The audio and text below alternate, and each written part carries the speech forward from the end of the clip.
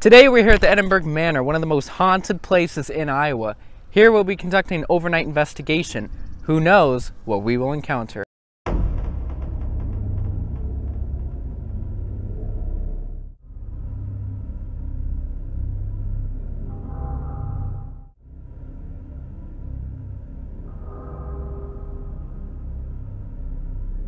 Well, talking out loud to myself, asking if anyone wants to play pool with me, and kind of had left my voice recorder over here on the radiator.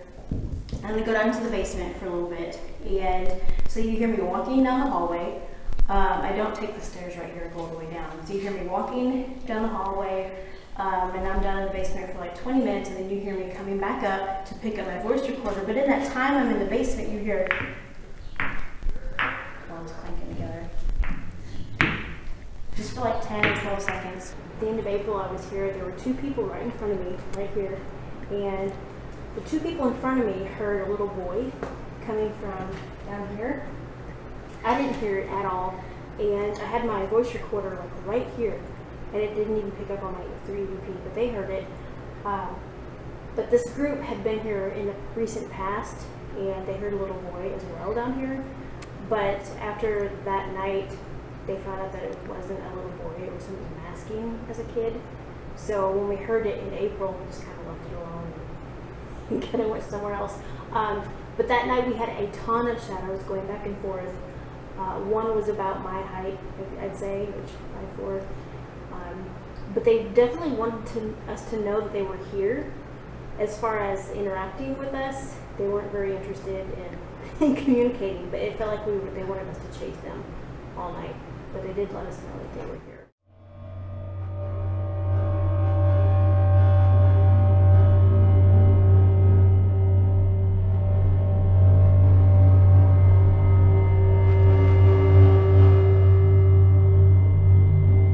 Come in, and we actually just kind of sat in silence for a couple minutes just to take the room in.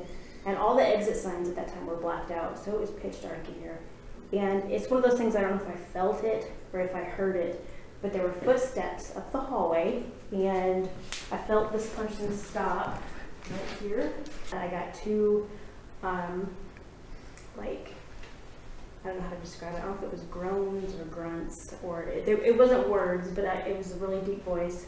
I don't necessarily know that it's demonic, but I've gotten a lot of can't say that, can't tell you, can't. I mean, a lot lately. So I think they're really being kind of bullied in a really simple way to put it. There was a girl sitting here last November, I think, and she was getting ready to leave the room, and she felt someone grab her ankle, like from under the bed. She's like, it wasn't like a forceful grab, but I'm thinking, okay, anything that grabs my ankle from under bed is gonna be forceful to me. But she's like, I don't know if it was just a sign that they wanted me to stay in the room, but she didn't, she left.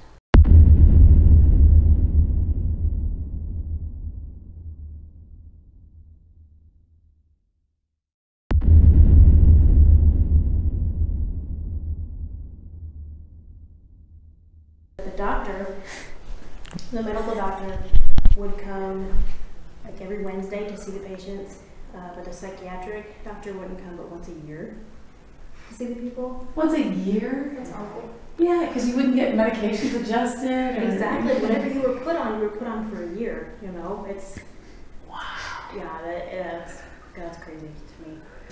But there was a medical doctor here once every week, and he has a little office on the main level. She was left here by her parents, I know, and I think she did die. I can't remember what year it was. It's been a while, but her parents just dumped her here. From what I've heard from the owner in the records, there were a lot of records that were actually left here. But she likes to. There's a lunchbox around here somewhere, right here. Now she lights up, and people have had good luck with trying to get her to touch that. Just over the last 8 months or so, the Raggedy Ann doll has been brought in, and the ventriloquist, we call him Charlie, has been brought in. It has been rumored that some people have been in here and they've tried to channel something through the Raggedy Ann doll because it looks just like the Annabelle doll from The Conjuring.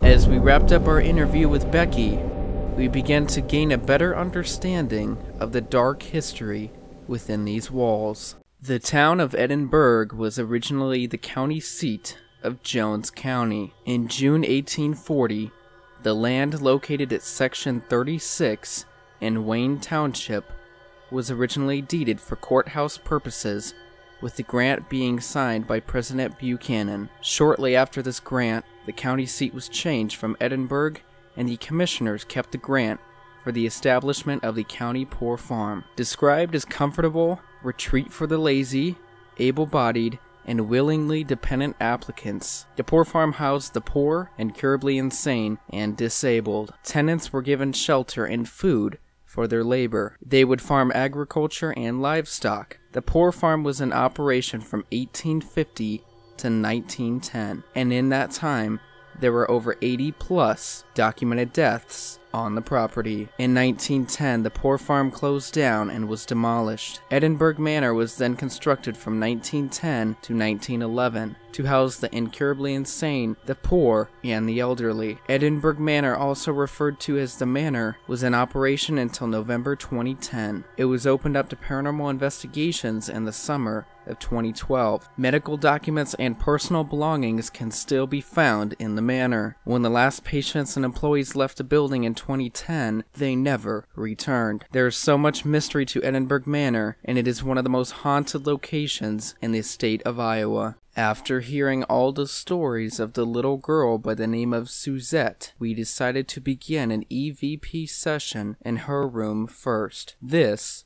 is what we captured. Are you trying to talk to us?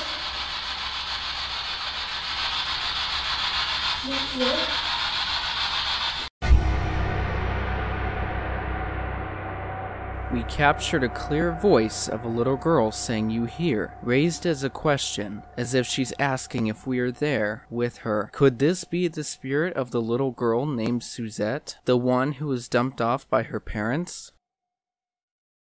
We then decided to leave the recorder in her room. The faint voices in the background is us because we are right down the hallway checking out another section, but the unexplainable noises coming from her room left us speechless.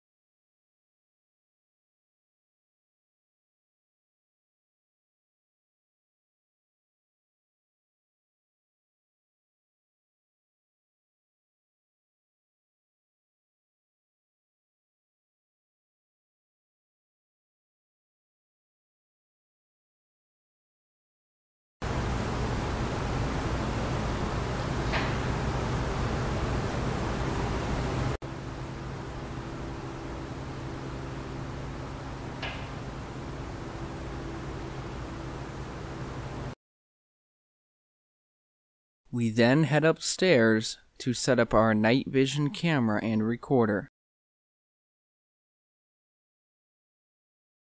We set up the camera to film for about 10 minutes. Around the 5-minute mark, there seems to be some ball of light shooting from room to room. We attempted to debunk this as a bug or dust particle. However, the entire time we recorded throughout the entire night, we get no bugs or dust particles onto video. And if it was a bug, it would have most likely gone towards the light.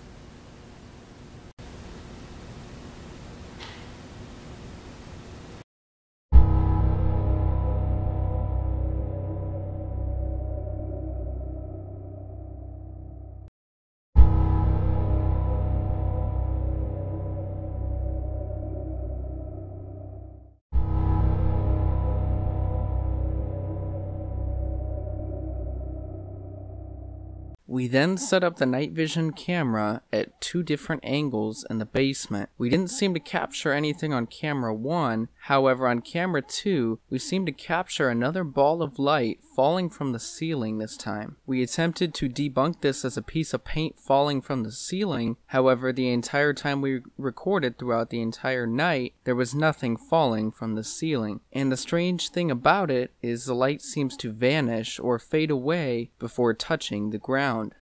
At 5 a.m., we set the camera up in the dining room as that area is the hotspot for shadow figures walking back and forth. We then placed the recorder in the kitchen as that area is the hotspot for noises. After we set those items up, we all went back upstairs and sat completely silent for 40 minutes. That way there would be no interference with the audio. The chirping in the background is the birds because it was early morning. Otherwise, it was completely dead silent down there. Becky went on to tell us that between 5 and 8 a.m. is the prime time for activity in the basement. The sounds and voices that were captured were mind-blowing evidence. This is what we captured.